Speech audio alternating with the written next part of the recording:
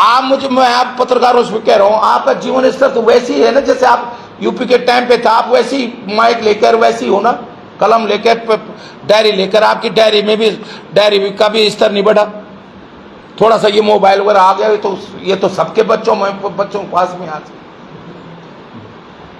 तो उत्तराखंड बनने के बाद पत्रकारों का स्तर भी नहीं बढ़ा। आप मुझे बता दो कि उत्तराखंड बनने के बाद राज्य सरकार ने पत्रकारों के लिए जो एक चौथा खंभा हम कहते हैं लोकतंत्र का, कि उसके लिए कुछ किया हो कि भाई हम कोई, हर एक पत्रकार है, अचानक कोई दुर्घटना भी, कई लगातार कुछ धूलिया के साथ 10 लोगों के साथ दुर्घटनाएं हो गई, कर्मचारियों को पेंशन नहीं मिल रही। मैंने खुद कहा, मेरे को चलो तो यूनिवर्सिटी पेंशन अलग होगी, मेरी मिलती है, मुझे 1 लाख यूनिवर्सिटी पेंशन मिलती है, 1.5 लाख रुपए मुझे जो है विधायक की पेंशन मिलती है।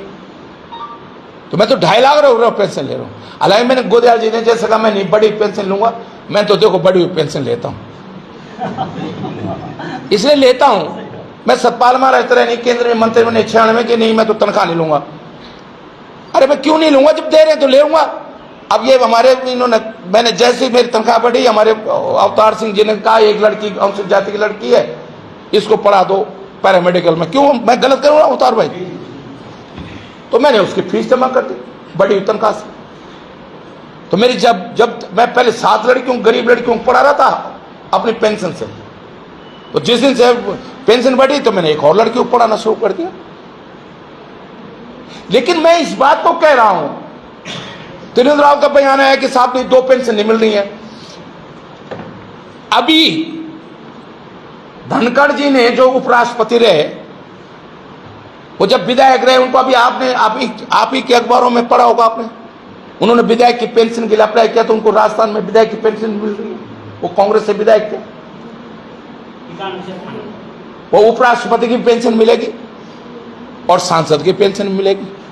त्रिवेंद्र राव को अभी इसलिए नहीं पेंशन मिल रही है कि वो सांसद हो गया।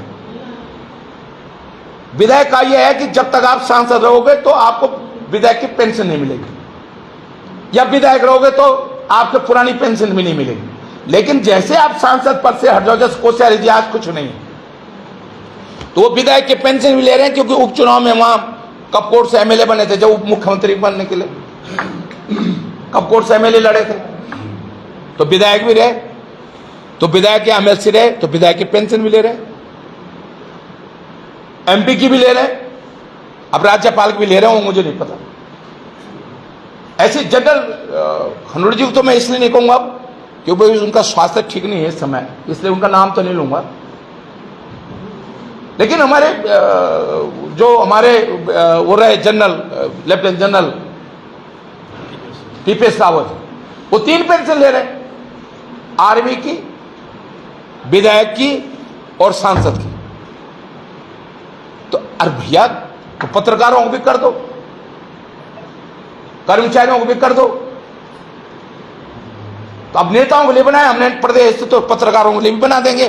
चौथे खंबे को भी मजबूत कर दो।